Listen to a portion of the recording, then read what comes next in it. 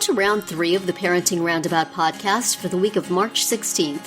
I'm Terry Morrow, and I'm here with Nicole Eridix. Hello. And Catherine Haleko. Hello. We're moms of teens and young adults, and when it comes to parenting, we've been there, done that, bought the t-shirt.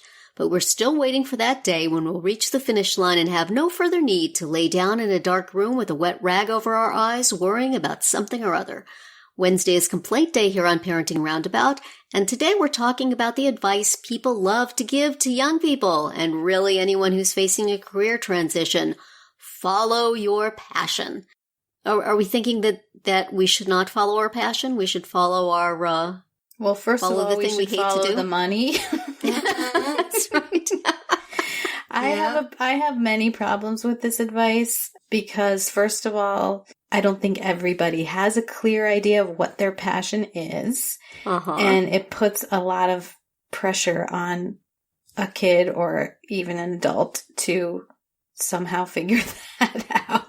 Right. You should say we were inspired by a article on Grown and Flown, which also felt that this is dumb and not helpful advice. Yeah, I mean, one of the things that she talks about in there is like, well, what if your passion is like, you know, playing with your kids or or watching TV or whatever? I mean, I suppose you could argue that, you know, you could be a TV reviewer or whatever, but could you really? But could you really? I mean, that's why it's sort of impractical. Like, not everybody has a clear passion, and then maybe you have a clear passion, but it's not a job. Right. And another point they make in the piece is like, if you take your passion and you turn it into your job, well, it might not be your passion for much longer. Yeah, that is a problem. That's a legit problem. So. Yeah, this particularly hits home for me because my son is an avid guitarist, and he has been playing in bands since he was in elementary school. And his passion, of course, is to play in a band, to be a rock guitarist in a band. But we've always told him that's not going to be a viable solution at this, you know, like, we shouldn't say it's not a viable solution. It's highly unlikely that will make you a living. So our mantra has always been, you know, get a job and make enough money to feed your hobby, so that you can take time off to live out your hobby. So, yeah, because, like, let's face it, I mean, a musician making it big, and not going to happen. Right. So, yeah, I have problems with that message, right? Because I think our kids need to be practical too. Right. And then being mindful, I don't really think that sets kids up either for for good financial sense down the road either. You know, especially if they're pursuing jobs that are great, but like they don't. So they'll take on a lot of loans for it and then it not pay out in the end. And I don't know. It's just, I just have problems with it all the way around.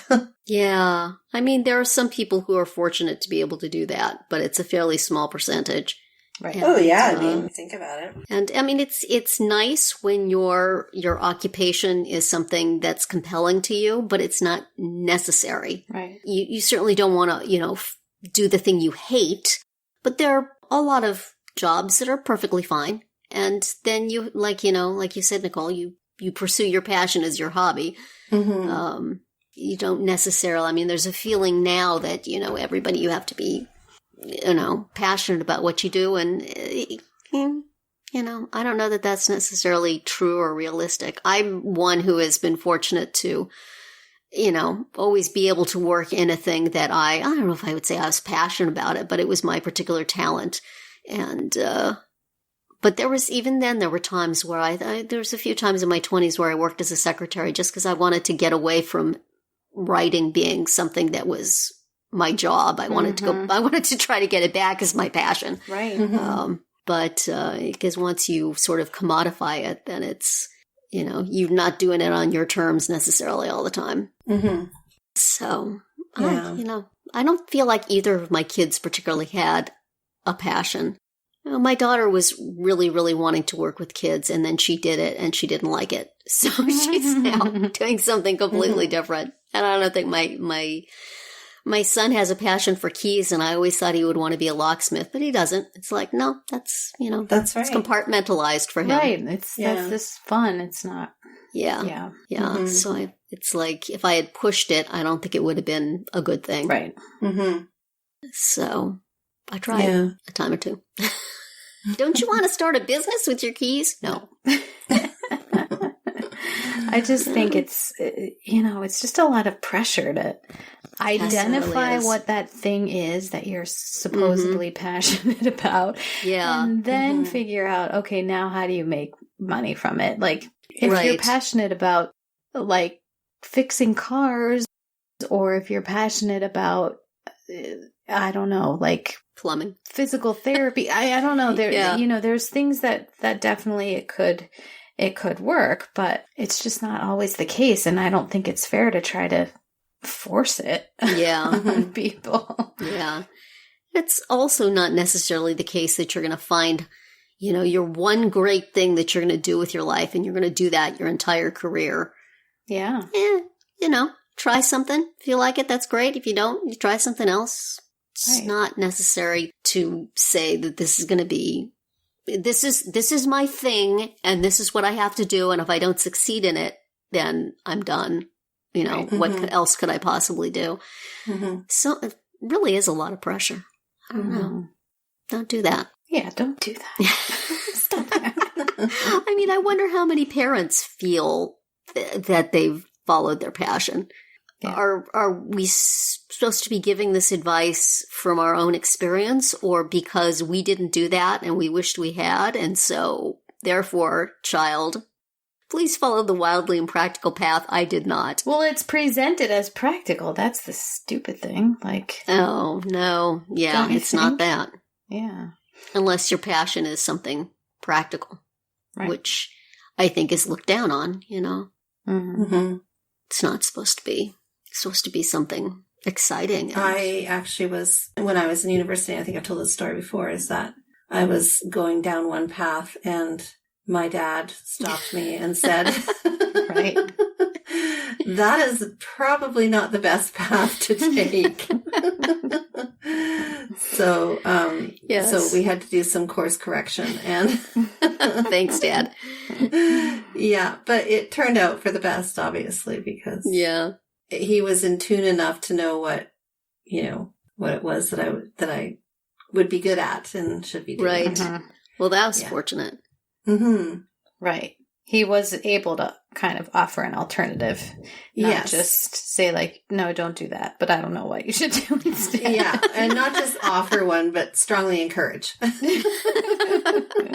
As the person paying for your education. Right. Well, I paid for it, but let's just, Yeah. I paid for the entire thing myself. Well, good for you. Yeah. But I guess he had a vested interest because he didn't want me coming home after school. Oh, there you go. Okay. That works too. Yeah. Well, as your kids are now going to college and picking majors and stuff, do they have like a strong idea of what they want to do with their lives, or are they kind of marking time? I mean, my future college freshman doesn't know what she wants to major in for sure. So, which I think is fine. I think if she knew that there was a particular program or area that she wanted to be in, then we'd try to help her find a school that would fit with that. Mm-hmm. But we used a different selection process. And I just feel like any school will offer, will be fine. She'll get a good education. So. At what point do they have to decide? I don't even know. It probably varies from school to school. I don't know. Nicole, do you know? I think it's programs too, because for some programs at my daughter's school, it's second year. And then for some, it's third year. And then my son in his program, it was like first year. So it really just kind of depends on the school and the program. But I think, my son is pretty set. I mean, unless he gets into, when he starts school and he realizes he doesn't want to be a doctor after all. I think he's kind of invested a bit too much to make that decision. Yeah. That's a big decision. Yeah, but better to make it in his first year of medical school than his last. Yeah, exactly. My daughter, she's kind of she thinks she knows the area, but she's not for certain. Mm. It's a bit of an issue. Yeah. Oh, so glad. I'm not at the point in my life where I have to make those decisions for myself, and my kids, just kind of, they're in the, I'm going to take what I get phase of their careers now. Is a job available? Okay, I'll do that. Let's do that one. Well, and, maybe the reason why we don't make a ton of money off our podcast is because then it would turn from a passion to a job. That's right. Yes. We very much appreciate the sponsors that we have. Yes. But, we're all about the passion, This is a passion project We're doing it for us, love. For sure. That's right. That's it for today's round 3. Tune in tomorrow when we'll talk about house guests, and then come back on Friday to see what we've come up with for our Roundup picks this week. Find all our episodes at parentingroundabout.com and talk back in the comments there on our Facebook page or on Twitter, where you'll find us at Roundabout Chat.